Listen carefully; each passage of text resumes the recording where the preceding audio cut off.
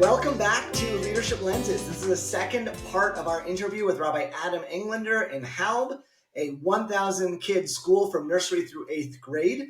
Part one focused on how you can possibly maintain a positive attitude within a draining job, within a challenge. And we're actually going to put Rabbi Englander to the test right now because we're going to focus on the challenges in his school. So Adam, if I could, and put you on the spot a little bit, don't reveal anything that is not fit to be revealed in a podcast, but with our thousands of listeners, what are some of the most challenging things that you have to deal with that kind of challenge your happy-go-lucky, positive attitude? Because these are really rough. Yeah. Whoa. I guess I would say, look, there's obviously different challenges every year. And different things, and some expected, some unexpected come your way. But I definitely can reflect on a challenge that I've been feeling, I would say recently. And recently, I don't just mean in the last days or weeks. I mean over the last, let's say, year or two. And I know it's a challenge that other heads and maybe even Jewish institutions, not only schools, have been dealing with, is kind of like the broadening of the job as far as outside the walls of the school into the parent community, into even our parents' lives, and how that impacts the school. I'll be a little more specific. What I'm finding increasingly in this school, and I felt it in my last school, and again, I actually had a meeting yesterday with about 5 heads of school where we all feel it, but just in somewhat different ways, given the unique nature and hashkafa, overall Jewish philosophy of our schools, is this notion of who the parents are, how they are in life, their own standards, what they do or what they don't do, or how they live specifically with them through the prism of their Jewish lifestyle, what kind of standards, etc., is becoming has an outsized influence on the school and on the parent body, and it's becoming more so. So in other words, I'm more and more hearing from parents who are either considering sending their children to the school, or let's say already have their kids in the school, and they're saying, "Hey, Rabbi Englander, I'm a little concerned. I don't like that family or that family or this family. They kind of don't really live the same kind of Jewish life I was expecting. They're a little more lenient, or some things they maybe don't adhere to, and I don't want that to have a bad influence on my kid. I don't want it to impact my kid, in the wrong way. And I'm nervous you're taking, too many people like this or too many people like that." And aside from just the obvious challenge of having, other people kind of drive our potentially enrollment and our whole admission process, which should ultimately, I think, come mostly down from the mission and vision of our school, it creates this heavy sense of a judgmental attitude that I think is going a little bit too far. And it just seems that in our community, what I'm feeling more and more is people being more focused on this than they were perhaps, I think, a few decades ago. So there was always true, schools form for different reasons. There are Orthodox schools, there are non-denominational schools, there are schools that cater to this community, that community. That's normal. I think it's always been that way since the beginning of time.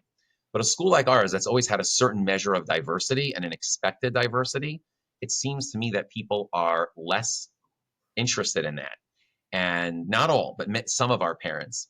And it's really causing a tension I find it just personally draining, because you either have to rationalize with them why it's okay, because I genuinely don't want to lose them. I don't want to lose them to a different school. I actually believe they're mission appropriate. It's not like I think they're not, because if someone I didn't think was mission appropriate, I'd guide them somewhere else. And I think it also relates to it's coming from, I think, sometimes an unhealthy place of where people kind of identify themselves and how they kind of signal to the world their level of Judaism or religiosity. Again, maybe there's something more unique to this New York community that I'm in. I'm not sure how many of your listeners would feel the same, but this is a big, big issue in our communities. The rabbis of our shuls are talking about it, and I'm not really sure how to handle it other than do the best that I can to talk to them and focus on the positive attitudes of why they chose our school in the first place. But it's an ongoing issue, and they kind of want me to be the head of hold the line, make it clear where our school is, set the tone with certain rules and expectations, which, by the way, we've actually done it increasingly so in response to this. I think it may be the right thing, but I'm not sure. It may be the wrong thing. And I struggle with it because it pushes me to look at things and highlight things that I don't necessarily think are the most important things we should be highlighting. Right. Sorry if that was So way too long-winded and no, maybe look, perhaps vague. the only reason I had trouble was withholding comment because I remember my first visit when I did a parent meet and greet in Cleveland. And it was a really nice, beautiful night. Again, Midwest, everybody's nice. Until a couple cornered me at the end of the meeting and spoke to me for a good half hour about what I need to do to prevent certain kids from doing certain things on Shabbos that this family wasn't comfortable with. Now, this family's kids weren't doing these things. We're not talking about violating Shabbos. We're talking about like much, much more minor things. But I remember thinking like, well, how am I going to do that? Like, they're actually not in school that day, and nobody wants me reaching into their private life and telling them, how to raise their kids on that level. And like you said, it's not the first thing I'd go with. I would go with religious inspiration, religious education in school. I'm not going to start making rules, but I think you hit the nail on the head when you said it's about parent identity. And it's this, the term identity politics is probably a little bit overused, but I think it applies here because you're saying, look, I have to be able to say who I am Jewishly. So maybe that's, the kind of kippah, yarmulke that I wear, but it really is about what school I send my kids to. That's how I'm making a statement. And so if you don't live up to who I want to be, then that's a problem and not necessarily for the right reasons. I think you said it better than I did, actually. So yes, and it kind of pushes us to stick our tentacles really far outside the walls of the school, and we're almost becoming, and maybe this is the way of the future, but like the school is really now taking an outsized role in like almost community and religious and family development, which and maybe it always did, but it's a lot, and it's also draining, and it pulls me and any other level of attention away that by definition from other things. So if it's the right thing to do, again, I'm willing to do it. I'm all in on doing whatever's right for HALB and the children and families for HALB. Like, and I think that you have to have that attitude when you're doing this job. But I also have to steer things, and I definitely struggle with this, and you know, Yeah. So I let, seek let out a me try lot of and advice. distinguish between two parts of this, right? One part is the school functioning as this overall religious guide for the community. And that's something I actually, from my end, believe in theory. It's really hard to implement in practice because you need a whole lot more staff and you can't be expected to work 7 days a week.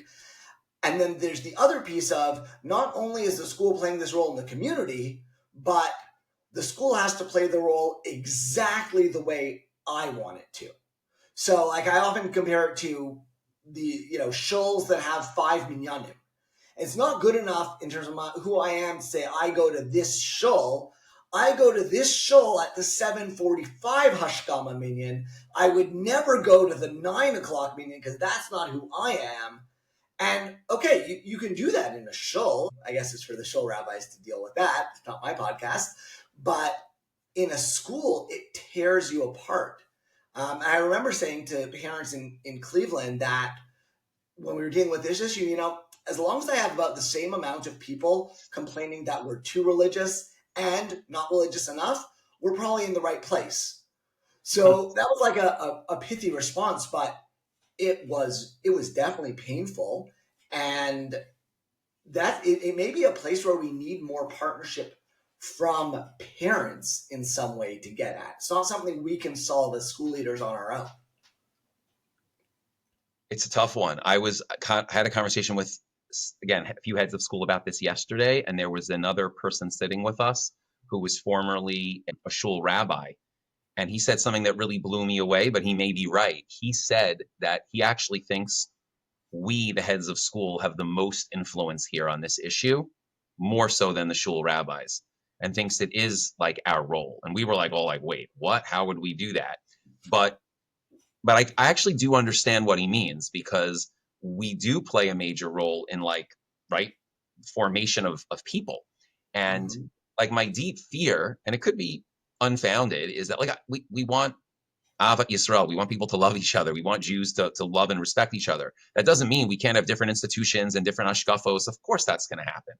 But like ultimately, are we getting to a place where we're getting so narrow in our definitions of who we are and who other people are, who we're willing to associate with and who we're not, that will over time fray our ability to like kind of keep ourselves together as a people and like love each other and respect each other. So that's kind of like my deeper fear is, will this turn into like more and more and more of this, to the point that we only associate with these tiny little groups of other Jews who we perceive to be just like us. And like I think there's the shuls now. There's so many, and it's like a type and Each, strike for right. each Each one. one's an echo chamber. You only go on Yeah, social media. You only hear and there's what a you believe. benefits to it. Like I get that some people want. I think it's rooted in people's fear of, well, some I know also. It's another a very respected educator who will often say that if they think it's rooted in like a parent fear of like being the parent and taking their role, and they kind of want to abdicate it to the school and let so if the school has the standard, then I'm not going to have the same fights over tznius, let's say, on the dress, on the skirt length, because the school's going to kind of handle that issue, and I can kind of pull myself out of it. And that may be happening too. I'm really not sure, but this does definitely pull at me, and it sometimes gets in the way of my maybe more natural positivity. I definitely hear that. So actually want to link back to something you said at the beginning of the first time we spoke, which is that often what a parent comes in with, or what anyone comes in with, is a mask for what's actually going on. So when a parent comes in and says, you can't allow X into the school because they do Y, underneath that may be kind of a deep anxiety about, well, how's my kid going to turn out? And do I have any idea how to be a parent? Do I know what I'm doing? Not in like a negative way of saying, well, I'm shirking my responsibility, but coming from a good place of parenting is the most important thing that we might do in our lives, and no one gives us any guidance, classes, training formally to do it. So like, what do I do? And I'm wondering if part of the pushback that we can start giving as school leaders is asking parents where it's coming from, right? Okay, you don't want so-and-so to do this. Let's talk about where that's coming from as a way of me understanding how we might be able to help with it. Because not every decision has to be about kicking somebody out or making a rule. In fact, a number of respected educators have expressed this, that having too much anxiety about your kid not growing up in the right way may be the most effective way to make sure that they grow up in that wrong way. I think you hit the nail on the head there. It's so well said. Um, we actually think one of the responses I want to have to this is actually increased parent education, which is really what you're saying. Part of it could happen in a one-on-one conversation. And I've had that conversation with parents sitting at this table saying, is this the right school for me? And like what ultimately came out, and this was a conversation I had a few months ago, actually, with a family. What came out was that they love the school, want to stay in the school. Thank God they are staying in the school, but they were really feeling bad about how some of their friends were making them feel. Like not like overtly, they weren't saying, you're harming your kid, but when they kind of came to that realization, there were actually even tears at the table right here in my office. They kind of came to that realization, and it helped them go, yeah, you know what, we could work through this. But at the same time, I think we even created a new PTA committee that focuses more on parent education. We're hoping to have more, again, all optional sessions, classes, whatever. And I think if we push this topic more, even though I don't know the exact way to go, I wish I did, but to bring this to the surface, this conversation, it may be able to kind of unmask exactly as you said it. It's what's really the deeper fears going on, and realize that, wait a minute, maybe we can like have our cake and eat it too.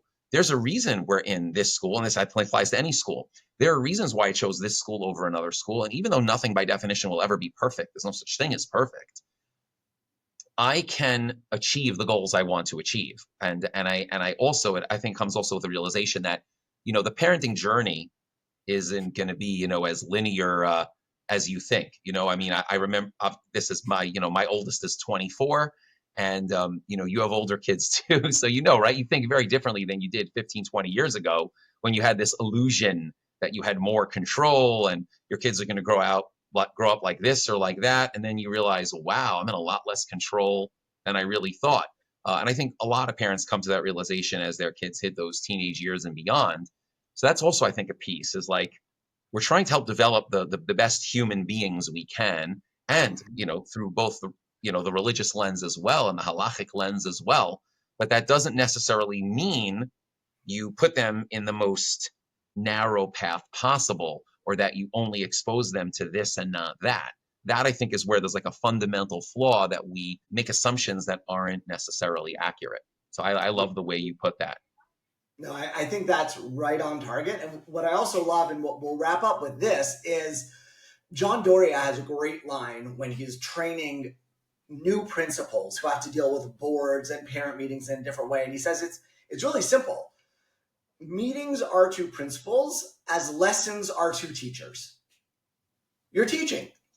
And what I find is when we become heads and principals, we're like, oh no, these are grown-ups. I'm not teaching them. But that's part of our role, the same way as it is for a shul rabbi and for others in similar professions. We have to be able to say, okay, what's behind this? How can we work on it? And how can we get to a better place together? So we're going to pause now because we do want to try and respect our 15-minute commitment. But thank you, Rabbi Englander, for being with us. Thank you for being open. Again, Rabbi Englander's contact info, if you're looking for a coach, will be on our show notes. And you can talk to us at KislowitzConsulting.com, Barry Kislowitz on LinkedIn, or Leadership Lenses on Substack. Have a great day and happy leadership.